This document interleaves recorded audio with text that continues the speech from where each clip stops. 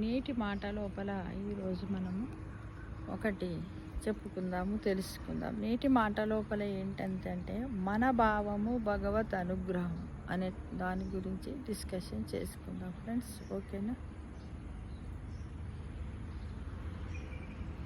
ఏంటంటే మన భావము భగవత్ అనుగ్రహం.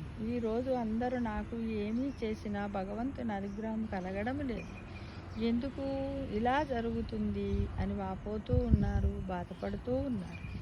భగవంతుని అనుగ్రహము పొందడానికి భావము ముఖ్యం.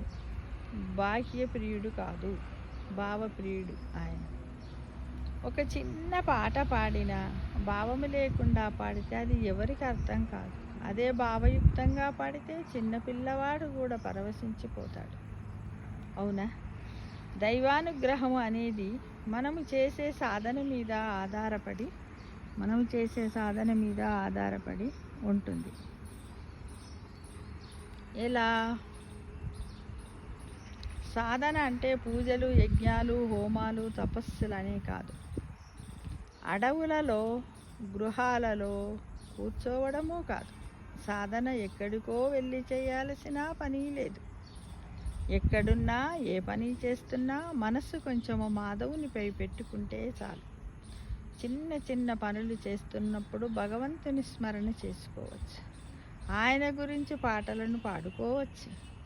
ఖాళీ సమయాల్లో లేదా పని మీద బయటకు వెళ్ళినప్పుడు ఎవరైనా యాచకులు, దీనులు, నిస్సహాయ స్థితిలో ఉన్నటువంటి వృద్ధులు కనబడితే వాళ్ళకి ఎంతో కొంత సహాయం చేయడం అలవాటు చేసుకోవాలి. ఎందుకు అంటే వాళ్ళ యొక్క శరీర అవయవాలు సహకరించాయి పని చేసుకొని సంపాదించుకొని ఆహారం అంటే పొట్టను గడుపుకోవడానికి. అందు గురించి మనము అలాంటి చిన్న చిన్న సహాయాలు చేయాలి. పెళ్లి రోజు, పుట్టినరోజులంటూ పార్టీల కోసము డబ్బు వృధా చేసే బదులు ఏ అనాథాశ్రమంలోనో లేదా ఇంకేదైనా సేవా కార్యక్రమాలకు వినియోగించడం చాలా ఉత్తమం. దీనివలన దేవునికి గొప్ప సేవ చేసిన వాళ్ళం అవుతాం. ఉదాహరణకి ఎవరైనా హాస్పిటల్లో ఉన్నారంటే మనం మామూలుగా ఏం చేస్తాం? పోతాం, చూస్తాం, వస్తాం. కానీ ఏదో పెళ్లి పార్టీలు, రిసెప్షన్లు, పెద్ద పెద్ద బర్త్డే పార్టీలకు పోయినప్పుడు కవర్లో డబ్బులు పెట్టి ఇచ్చేస్తాం ఫ్రెండ్స్ కదా. అయితే మనము కూడా ఇక్కడ ఏంటంటే ఎవరైనా మన బంధువులు హాస్పిటల్లో ఉన్నట్టయితే కొంత డబ్బును సహాయం చేయండి. లేదా మనం పోయినప్పుడు అక్కడ ఎవరన్నా వాళ్ళకు అటెండర్గా ఉంటారు కదా, ఎవరికి పేషెంట్కు సహాయం చేయడానికి వాళ్ళకు ఒక చిన్న టిఫిన్ బాక్స్ ఇంట్లోనే వండుకొని అన్నమో లేకపోతే 4 చపాతీలో కొంచెము కర్రీయో కూడా తీసుకొని పోయే మనస్సును మనం అలవాటు చేసుకుంటే బాగుంటుందని నా ఉద్దేశం, నా ఒపీనియన్ ఫ్రెండ్స్. అది కూడా ఒక సేవ కిందికే వస్తుందని అనుకుంటున్నాను. దేవుడు కూడా ఎంతగానో సంతృప్తి చెందుతాడు. సాధన చిన్నదా పెద్దదా అని భగవంతుడు చూడడు. ఏ భావనతో చేశామా అన్నది చూస్తాడు. దానికి తగ్గట్టుగా అనుగ్రహించడం జరుగుతుంది. అవునా కాదా చెప్పండి? మనం ఏం చేస్తున్నాం ఈ మధ్యకాలంలో?